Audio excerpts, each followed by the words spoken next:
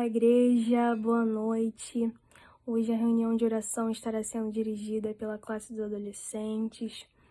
E o meu desejo é que Deus venha nos usar para que sejamos instrumentos de Ti, que fale aos nossos corações através da Sua palavra, dos louvores, das orações ministradas, que venhamos ser impactados pelo Seu poder.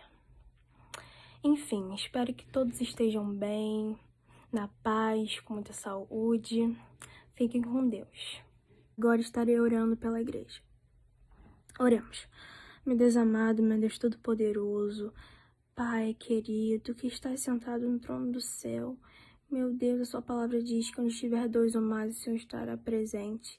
Então, cremos que o Senhor está presente. Pai, primeiramente, eu venho lhe agradecer por esse privilégio de estarmos aqui, Pai, pois não somos dignos de nada, meu Deus. Muito obrigada por esse amor tão grande, Pai, esse amor imensurável, meu Deus. Essa compaixão, Pai, muito obrigada, Pai. Pai, eu venho orar pela igreja, Pai. Pai, que o Senhor abençoe a todos que estão em suas casas, seus lares, meu Deus.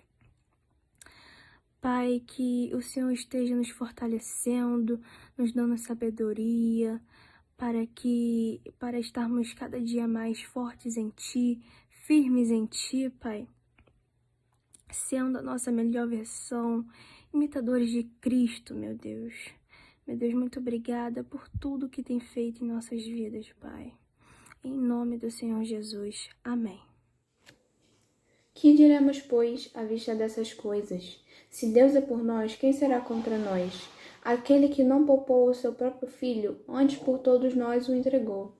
Porventura, não nos dará graciosamente com ele todas as coisas? Quem intentará acusação contra os eleitos de Deus? É Deus quem os justifica. Quem os condenará? É Cristo Jesus quem morreu, ou antes, quem ressuscitou, o qual está à direita de Deus e também intercede por nós. Quem nos separará do amor de Cristo? Será tribulação ou angústia, ou perseguição ou fome, ou nudez ou perigo, ou espada? Como está escrito, por amor de ti somos entregues à morte o dia todo. Fomos considerados como ovelhas para o matadouro. Em todas essas coisas, porém, somos mais que vencedores, por meio daquele que nos amou. Porque eu estou bem certo de que nem a morte, nem a vida, nem os anjos, nem os principados, nem as coisas do presente, nem do porvir, nem os poderes, nem a altura, nem a profundidade, nem qualquer outra criatura poderá separar-nos do amor de Deus, porque está em Cristo Jesus, nosso Senhor.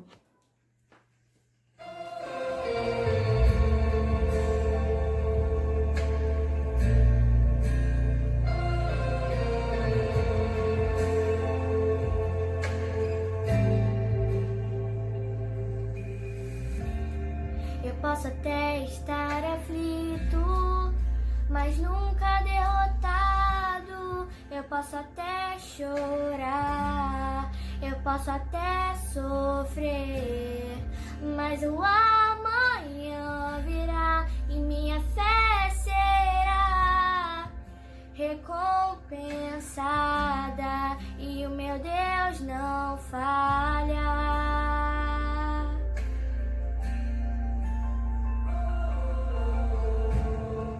Posso até estar ferido, mas nunca destruído. Eu posso ser provado para ser aprovado, mas o amanhã virá e minha fé será recompensada e o meu Deus não falha.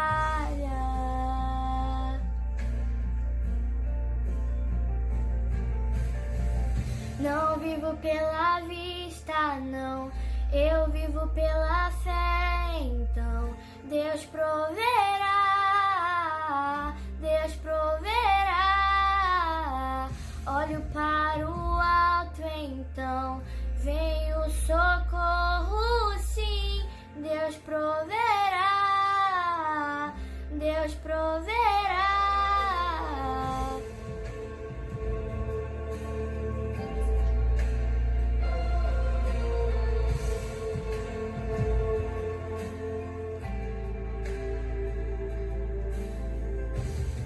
Eu posso até estar ferido, mas nunca destruído. Eu posso ser provado para ser aprovado, mas o amanhã virá e minha fé será recompensada e o meu Deus não falha.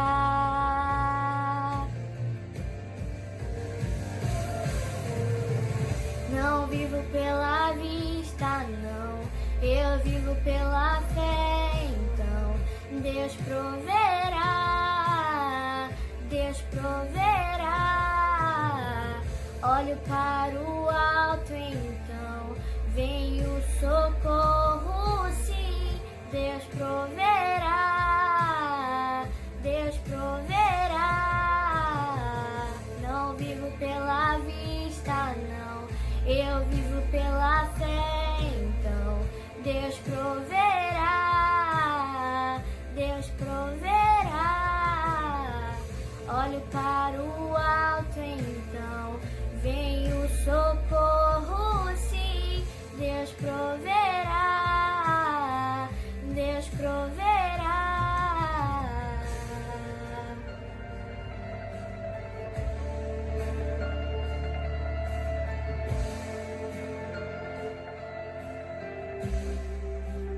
Deus proverá quando o azeite e a farinha faltar, quando a minha força se esgotar.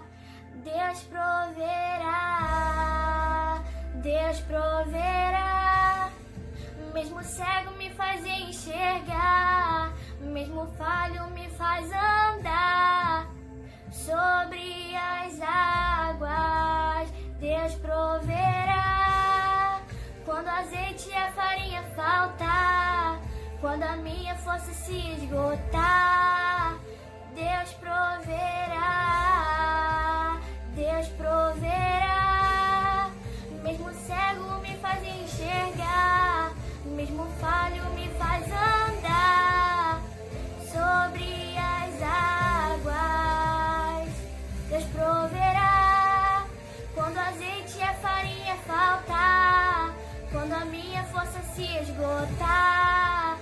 Deus proverá, Deus proverá. Mesmo cego me faz enxergar, mesmo falho me faz andar sobre as águas. Não vivo pela vista, não, eu vivo pela fé. Então Deus proverá, Deus proverá. Olho para o alto, então vem o socorro, sim. Deus proverá, Deus proverá.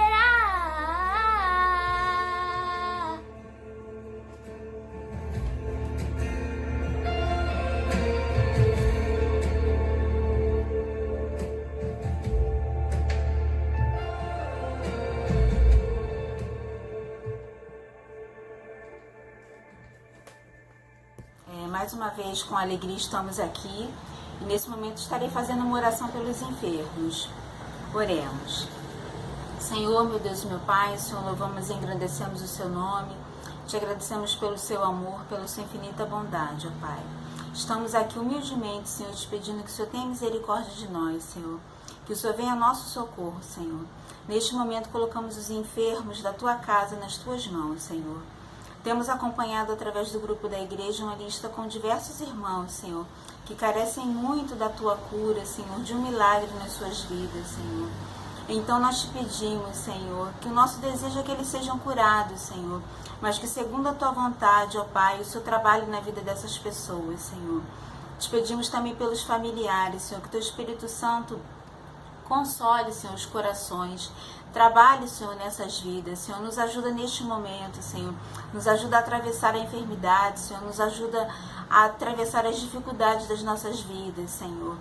Nós sabemos que Tu és o médico dos médicos, Senhor. E não há outro como Tu, Senhor. Senhor é o Rei do Universo, Senhor. Deus sobre todas as coisas, Senhor. e a sua vontade se estabelece sobre esta terra, ó Pai, e a tua vontade ela sempre prevalecerá, mas nós colocamos o nosso desejo, Senhor. Humildemente te pedimos que o Senhor venha ao nosso socorro e atenda as nossas orações, Senhor. Nós suplicamos em favor dessas vidas, Senhor, que o Senhor possa afofar o leito, Senhor, que minimizar as dores, Senhor, o sofrimento dos teus servos, ó Pai. Seja conosco nesse momento, Senhor, que nós já te agradecemos, Senhor, em nome de Jesus. Amém. Boa noite, irmãos. Agora estaremos lendo o livro de Salmos, capítulo 103, versículos de 1 a 6. Leamos.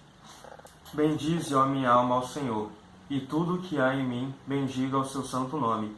Bendize, ó minha alma, ao Senhor, e não te esqueças de nenhum só de seus benefícios. Ele é quem perdoa todas as tuas iniquidades, quem sara todas as tuas enfermidades, quem da cova redime a tua vida e te coroa de graça e misericórdia, quem farta de bens a tua velhice, de sorte que a tua mocidade se renova como a da água. O Senhor faz justiça e julga a todos os oprimidos. Agora, irmãos, farei uma oração de gratidão. Oremos. Senhor, meu Deus, meu Pai, quero te agradecer por este dia, que o Senhor está nos abençoando, tem cuidado de nós por todo esse período que vivemos de pandemia. Sabemos que muitas famílias estão aí sofrendo por causa de doenças, tiveram seus entes queridos levados por enfermidade, mas o Senhor tem nos amparado, tem cuidado de nós, não tem deixado seus filhos sofrer por nenhuma coisa muito grave, Senhor. E quero também te agradecer por toda a saúde que o Senhor tem nos dado, por ter cuidado da nossa igreja. E te agradecer pelas pequenas coisas do dia, Senhor, como o sol, como a brisa do vento, Senhor, o canto dos pássaros, porque sabemos que nada dessas coisas acontecem sem a tua permissão, Senhor. E é por isso que eu te agradeço e em nome de Jesus te peço que o Senhor continue nos abençoando, nos dando saúde e nos dando força para que nós possamos continuar louvando o teu nome por longos dias. É isso que eu te peço e agradeço em nome de Jesus. Amém.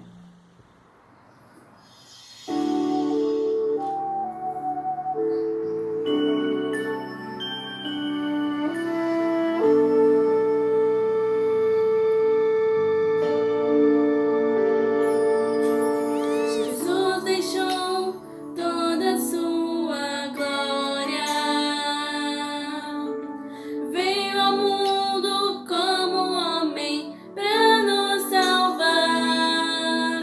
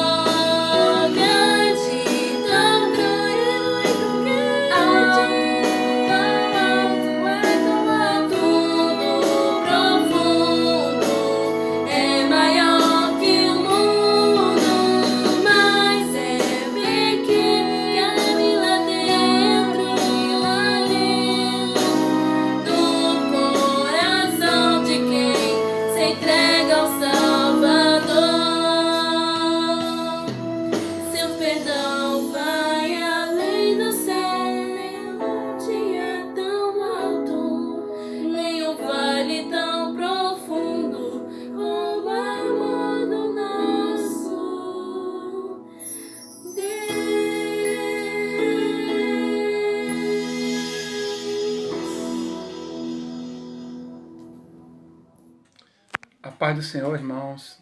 Uma boa noite a todos. Coube a mim orar nesse momento pelos missionários e eu gostaria nesse momento de convidar a igreja a orar comigo. Pai amado, Pai querido, em nome de Jesus Cristo, Pai, nosso Senhor e Salvador, eu venho colocar nesta hora a vida, Senhor, de cada missionário nas Tuas mãos. Sabemos, ó Deus, que existem ainda milhões de pessoas espalhadas no mundo afora que não ouviram falar da Tua palavra.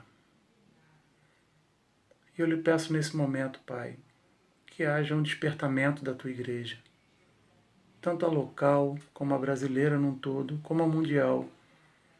Que haja um despertamento, Senhor, do Teu Espírito, para que a igreja se preocupe com a obra missionária. A obra missionária não é só no local onde nós temos aqui o conforto dos nossos lares, nós voltamos depois do culto para casa, não estamos sendo perseguidos com perigo de morte. Estamos no nosso próprio país, Senhor, no conforto dos nossos lares, aquecidos. Mas eu lhe peço em nome de Jesus, Pai, que haja um despertamento nosso aqui, a começar na minha casa, Pai, cada dia mais, para o trabalho urgente, Senhor, de pregação do Teu Evangelho pelo mundo afora. Muitos, Senhor, estão morrendo, literalmente morrendo, por conta do nome de Jesus, simplesmente por professarem e crerem no nome de Jesus, e não se curvarem diante de outras autoridades. Essa semana o nosso presidente falou na ONU sobre isso. E eu louvo o Teu nome, porque ele falou sobre isso, a cristofobia, a perseguição aos cristãos, que não é falado em nenhum local. Mas nós cristãos sabemos, por relatórios, que muitos estão sendo mortos, presos. Muitos estão fugidos, estão escondidos, porque onde eles vivem, o nome de Jesus é sinônimo de morte. Onde eles vivem, crer no nome de Jesus significa morte para esse mundo. Então, Senhor, que o Senhor sustente esses homens, essas mulheres, essas famílias, crianças que estão no mundo afora, passando necessidade. Muitos, Senhor, precisam de carinho, de atenção. Muitos precisam de recursos financeiros. Mas a principal, Pai, é a oração. É o despertamento da Tua igreja, e a minha oração é nesse sentido, que a igreja desperte para a necessidade de orar, de enviar, de sustentar, ou seja, Senhor, de se envolver com o trabalho missionário. Não simplesmente falar de vez em quando, mas estar literalmente envolvido, entrar em contato com o missionário, saber como ele está, procurar uma agência missionária para saber como pode ajudar. Então, Senhor, desperta a Tua igreja. Essa é a minha oração, ó Pai.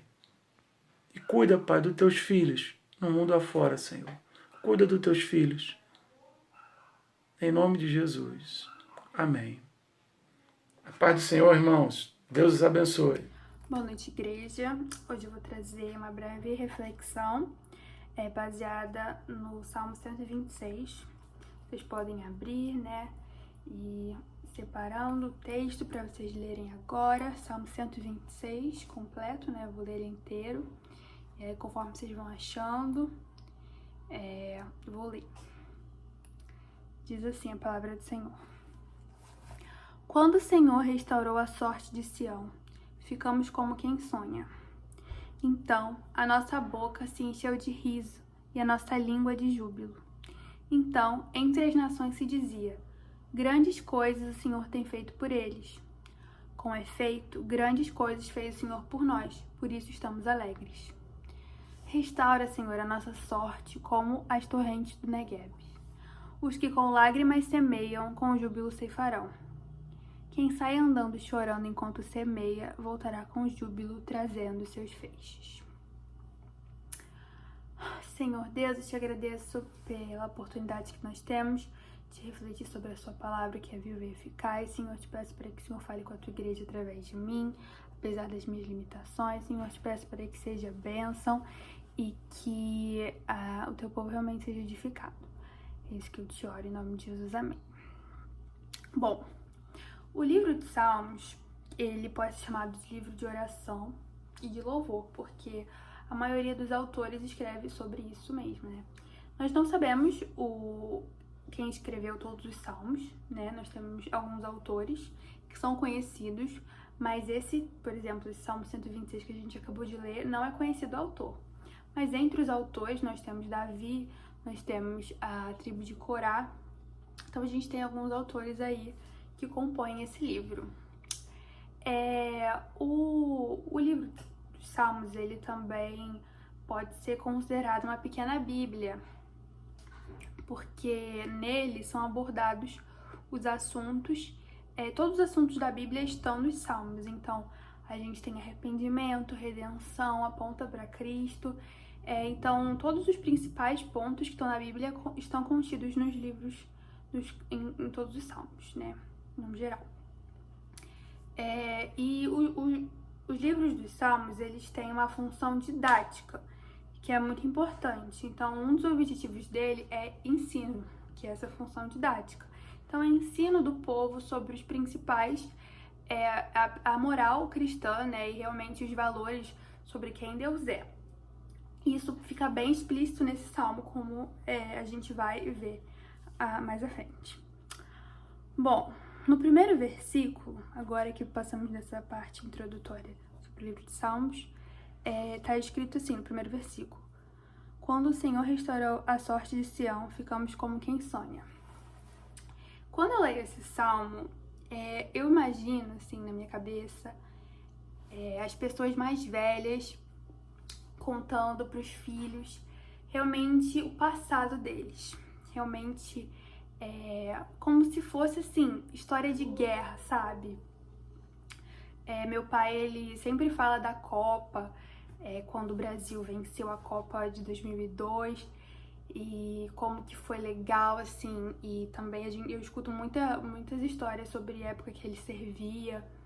Então, eu imagino que seja mais ou menos assim, as pessoas mais velhas que viveram um determinado acontecimento contando para os filhos o que aconteceu. E aí a gente tem, no primeiro versículo, ele falando que o Senhor restaurou a sorte de Sião. E o que é Sião, assim? O que significa Sião? Bom, no tempo do reinado de Salomão, foi construído um templo, e nesse templo a presença do Senhor habitava. Então as pessoas começaram a usar como sinônimo para onde a presença do Senhor estava de Sião, e com o tempo começaram a chamar o próprio povo de Israel de Sião. Então a gente tem aqui falando, o salmista falando sobre quando o Senhor restaurou a sorte de Israel. E aí esse texto ele aponta para a libertação do Egito, do povo. Então, o povo de Israel foi cativo por 500 anos, eles foram escravizados pelos egípcios. E a gente imagina, né, pela noção que a gente tem de escravização, que a gente estuda nas nossas aulas de história, a gente tem um pouquinho da ideia de como que deve ter sido terrível você ser escravizado. E aí, que você realmente não tem humanidade nenhuma, você não é tratado como igual e você não tem direito nenhum. A escravização, ela é bem, bem cruel. E aí, imagina só, 500 anos de escravidão. Imagina só, você tá lá, nasceu por volta de 490 anos de escravidão, você viu sua mãe sendo escravizada, sua avó sendo escravizada, seu avô, seu bisavô, seu tataravô, toda a sua família, assim, todo mundo sofrendo. E aí Deus vai lá, liberta. Deus move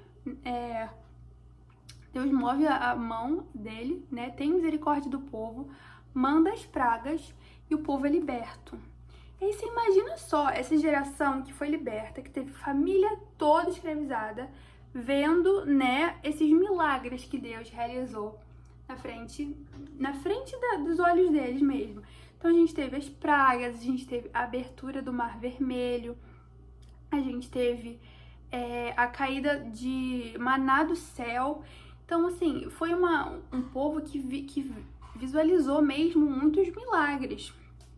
E aí eu imagino, quando eu leio esse salmo, essa galera que viveu tudo isso contando para os filhos. ou para os netos, né? Quando o Senhor restaurou a sorte de Sião, ficamos como quem sonha. Então a nossa boca se encheu de riso e nossa língua de júbilo. Então entre as nações se dizia: grandes coisas o Senhor tem feito por eles. Com efeito, grandes coisas fez o Senhor por nós.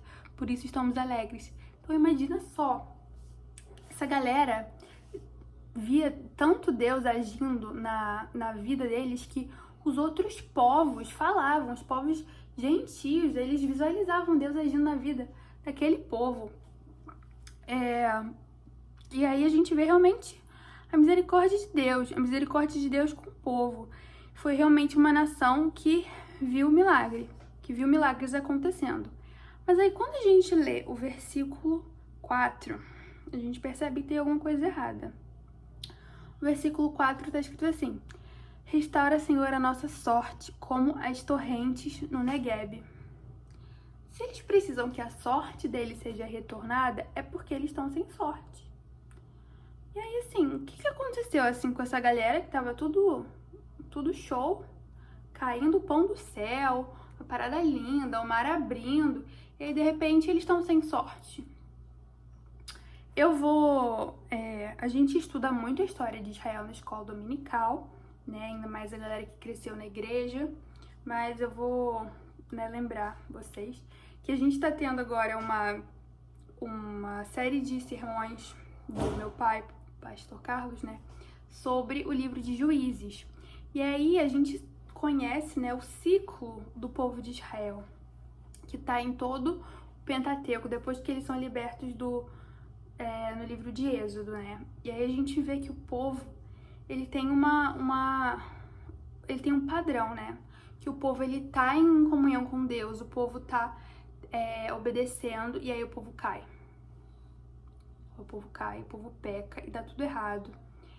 Mas aí Deus é misericordioso com eles e manda um líder, e aí fica tudo bem, e aí eles se arrependem. Mas depois eles caem de novo. E aí Deus tem misericórdia deles, eles se arrependem, e aí caem de novo. Então a gente tem esse ciclo no livro de Juízes e também, né, nos livros anteriores a Juízes.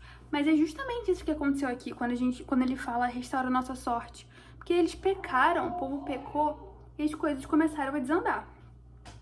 E aí na nossa vida, isso acontece também, porque a gente tem a mania de olhar pra Israel e falar: caraca, como que eles conseguiram fazer isso? Né? Viram tudo acontecendo, os milagres, né? Deus agindo, e fizeram tudo errado, pecaram. Só que a gente faz a mesma coisa. Ultimamente, né, a gente tem escutado muitos testemunhos na nossa igreja, muitas histórias, né, de Deus agindo no nosso meio.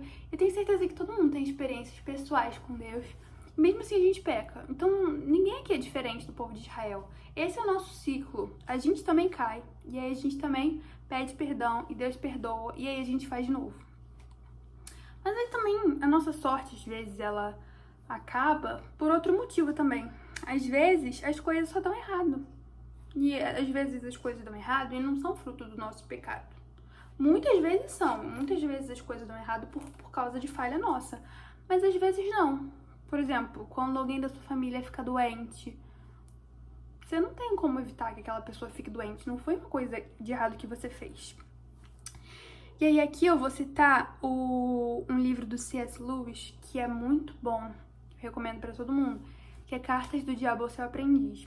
Esse livro, ele fala do ponto de vista do diabo, sobre um cristão que ele tá tentando fazer com que ele fraqueje na fé, tá tentando fazer com que ele pare de ter uma constância espiritual, fazer com que ele pare de ir na igreja, de fazer devocional, né? E esse livro é muito legal porque ele tem a perspectiva contrária, que normalmente a gente lê a Bíblia, né, do ponto de vista de Deus falando com a gente. E esse livro, ele dá a perspectiva contrária, do diabo tentando um cristão. E aí nesse livro, o diabo, ele fala sobre a lei da oscilação. E aí ele fala, é muito interessante isso, que ele fala que, como humanos, a gente está inserido no tempo. E no tempo, as coisas, elas oscilam. Então, é só você parar para analisar o seu humor. Às vezes, eu acordo e eu tô ótima, tô super feliz, tô super bem-humorada. Às vezes eu acordo e eu tô assim, um nojo de pessoa. Eu tenho que me controlar mesmo, porque naturalmente eu tô irritada. Então assim, o nosso humor ele oscila muito. E os outros aspectos da nossa vida tendem a oscilar também. Então, você pode perceber que, muito provavelmente, a quantidade de dinheiro que você ganha oscila com o passar da sua vida. A sua saúde também oscila. O seu trabalho, os seus relacionamentos, o seu humor, os seus gostos, suas vontades mesmo. E isso é porque a gente está inserido na temporalidade, a gente não tá na eternidade. Então, como seres inseridos no tempo, nós somos suscetíveis a muitos fatores. Nós somos suscetíveis a hormônios e, às vezes, o número de horas que a gente dorme. Tudo isso influencia no nosso humor, em como a gente tá. Então, às vezes, as coisas dão errado por causa da lei da oscilação. Como disse, né, C.S. Lewis, que a gente tá inserido no tempo e as coisas, elas oscilam. E aí... esses são, né, os 2 pontos principais que eu queria falar sobre essa parte da restauração da sorte, que o povo pede, né, o salmista pede para que Deus restaure a sorte. E aí o povo tá sem sorte justamente, né, ou porque eles pecaram, que é o que acontece com a gente, ou porque as coisas estão dando errado, por causa que as coisas elas dão errado às vezes, por causa da lei da oscilação, né. E aí no versículo de baixo tá escrito assim: restaura, na verdade é o mesmo versículo, restaura, Senhor, a nossa sorte como as torrentes do Negueb. E aí agora eu vou passar um vídeo para vocês, que eu quero que vocês prestem bastante atenção. O Negueb está hoje localizado no extremo sul da Palestina. Um lugar muito árido, um dos mais baixos da região. O deserto do Negueb é uma grande extensão de terra improdutiva.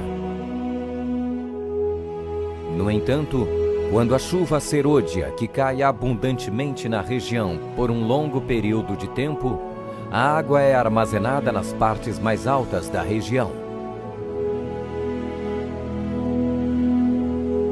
E quando transbordam, formam as torrentes, que invadem o deserto, trazendo grande inundação e transformando a terra árida em um rio que produz vida.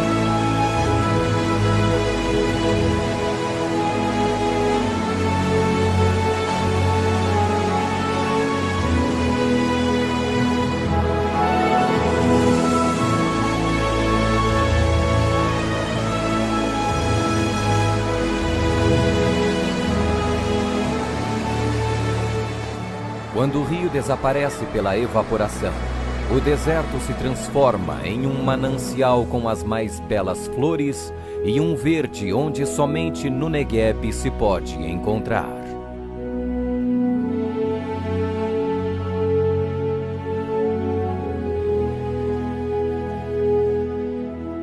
Ó Senhor, faze com que prosperemos de novo, como as torrentes no Negueb.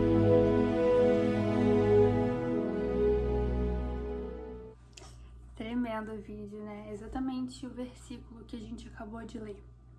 E eu queria destacar a função didática da Bíblia mesmo, porque o território de Israel, ele fica a 60% no deserto do Negueb. E aí é realmente a realidade do povo, quando o salmista escreveu isso. E pode parecer até um milagre, mas é realmente um fenômeno físico da região. Deus provém para aquele povo de maneira tremenda. A gente vê realmente como que Deus restaura, né? Como que ele restaurou. Gente, planta nascendo no meio da areia, no meio do deserto, no meio do pó, sabe? É surreal mesmo, é lindo ver Deus agindo. E é mais lindo ainda saber que ele, assim como ele restaura o deserto, ele restaura a gente também dos nossos pecados. Bom, e aí agora eu quero falar sobre as restaurações mesmo. Então nós temos a nossa realmente o Deus atendendo esse pedido para que ele mude a sorte do povo. E aí nós temos isso a longo prazo, e aí eu vou abrir em Romanos, capítulo 6, versículo 28, que diz assim,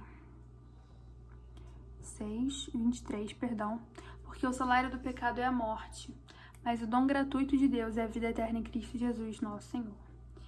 Deus, ele nos dá esperança, ele nos restaura a longo prazo, que é essa certeza que a gente tem da vida eterna. Essa certeza nossa que uma vez que a gente crê, esse salário do pecado, ele vai ser pago, ele já foi pago, na verdade, pelo sangue de Jesus. E aí, realmente algo que acalma o nosso coração, saber que nós já temos o nosso destino traçado, nossa vida eterna, assim, traçada, e que não tem nada que a gente possa fazer para mudar isso. E aí agora eu vou falar sobre a médio e curto prazo, que eu vou pedir para vocês abrirem, se vocês puderem, em Tiago. Na verdade, antes de Tiago, o próprio versículo 5 e 6, que fala: os que com lágrimas semeiam, com júbilo ceifarão. Quem sai andando e chorando enquanto semeia, voltará com júbilo, trazendo seus feixes. E aqui tá escrito que se você tá passando por alguma coisa, uma hora isso vai melhorar. Realmente aquilo, voltando para a lei da oscilação, as coisas elas dão errado, mas uma hora elas vão dar certo. A gente tá vivendo numa eterna ondulação mesmo. Então ele fala que se você planta as sementes, uma hora você vai colher isso. E aí lá em Tiago 5, esse é um texto bem conhecido, porque ele é lindíssimo. Tiago 5, do versículo 16 e 17, tá escrito assim: confessai, pois, os vossos pecados uns aos outros, orai uns pelos outros para serem curados. Muito pode, por sua eficácia, a súplica do justo. Então aqui Deus está falando que essa súplica vai ser ouvida. Vai. E uma vez que Deus te salva, uma vez que você crê e Ele te salva, Ele vai te ouvir. Eu vou finalizar, agora lendo Romanos, capítulo 5, do versículo 1 ao 2, que está escrito assim: justificados, pois, mediante a fé, temos paz com Deus por meio do Senhor Jesus Cristo, por intermédio de quem obtivemos igualmente acesso pela fé a essa graça na qual estamos firmes e gloriamo-nos na esperança da glória de Deus. Essa é a mensagem central desse texto, que Deus restaura. Deus, ele tem uma mensagem de esperança para todos nós. Ele fala, você vê que no primeiro versículo ele fala justificados. Justificados nós somos mediante a fé. Então não é por obras, é porque nós cremos, graças ao sacrifício de Jesus que pagou o preço pelos nossos pecados. Então nós somos justificados. E aí lá no versículo que a gente acabou de ler de Tiago, fala que a súplica do justo é ouvida. Então uma vez que você crê, não tem erro, você ora e Deus escuta. E assim, a gente sabe que a resposta de Deus não é a resposta que a gente quer ouvir necessariamente. E que Deus, ele tem o meio dele de agir. Mas é muito bom a gente ter essa noção que Deus, ele restaura a nossa vida. Ele nos restaura não só dos nossos pecados, né? Que a gente peca e ele nos restaura porque ele nos perdoa. Mas também as coisas erradas que dão na nossa vida, a gente tem a esperança de que Deus pode mudar a realidade de todas elas. Então essa era a mensagem que eu tinha para trazer para a igreja. Sobre a importância da súplica também, né? Vou agora deixar vocês com uma música do Projeto Sola, que é sobre esse texto, que é o nome da música é Salmo 126, desse Salmo 126, eu queria pedir para vocês meditarem nela, orarem, né, e refletirem sobre o que a gente acabou de falar.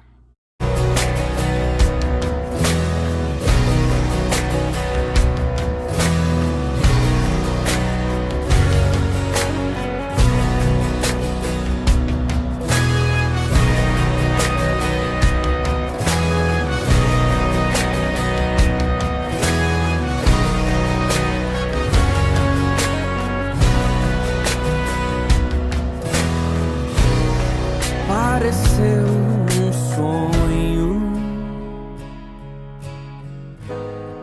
quando Deus nos libertou. Ouvi riso e canto, maravilhoso, eterno Senhor, vem nos restaurar, nos encher como um rio.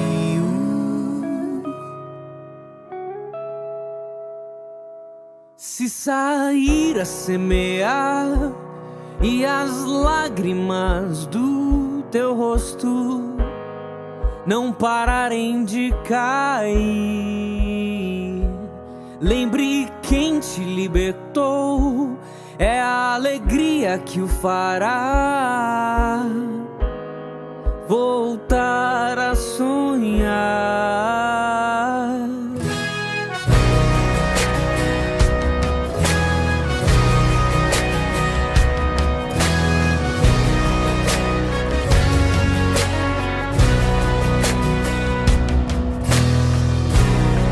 Pareceu um sonho quando Deus nos libertou. Ouvi riso e canto, maravilhoso, eterno Senhor, vem nos restaurar, nos encher como um rio.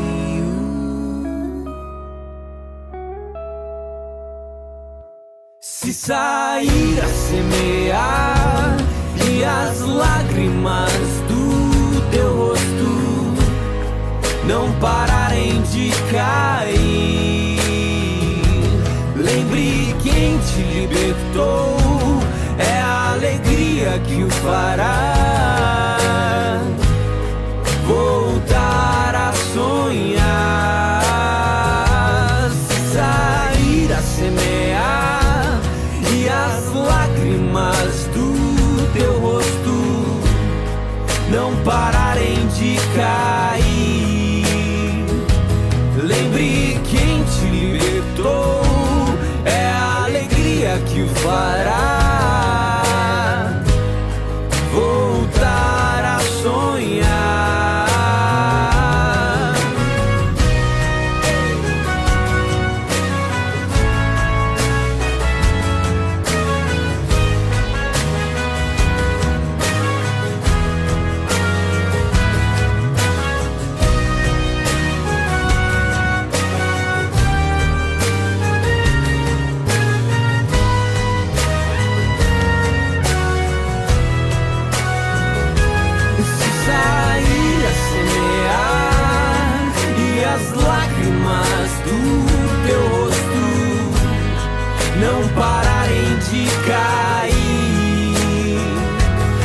Lembre quem te libertou, é a alegria que o fará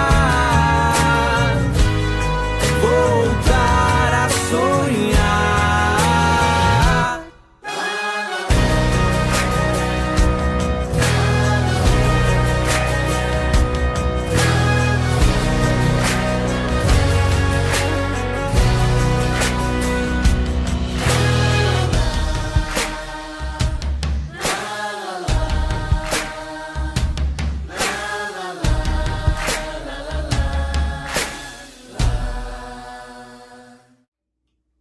Boa noite, igreja, graça e a paz do nosso Senhor e Salvador Jesus Cristo. Que reunião abençoada, que benção poder ver os nossos adolescentes louvando a Deus, orando, pregando, que coisa linda, falando na linguagem deles. Benção também poder ver o trabalho dos professores conduzindo de forma tão abençoadora os nossos adolescentes. Benção poder servir a Deus nessa igreja. Que Deus abençoe a vida de cada um de vocês. Agora, povo de Deus, receba a bênção do Senhor. Que a graça do nosso Senhor e Salvador Jesus Cristo, que o amor de Deus, o eterno Pai, a comunhão, o consolo, o direcionamento do Santo Espírito de Deus, seja sobre vós, povo amado da Praia da Bica, e sobre todo o povo de Deus, espalhado por toda a face da terra. Não somente hoje, mas pelos séculos de séculos, a igreja diz... Amém. Deus te abençoe, irmãos. Lembrando, domingo vai ser dia de batismo, pública profissão de fé e Santa Ceia. Vai ser um culto abençoado. Espero você lá. Um grande abraço, graça e paz.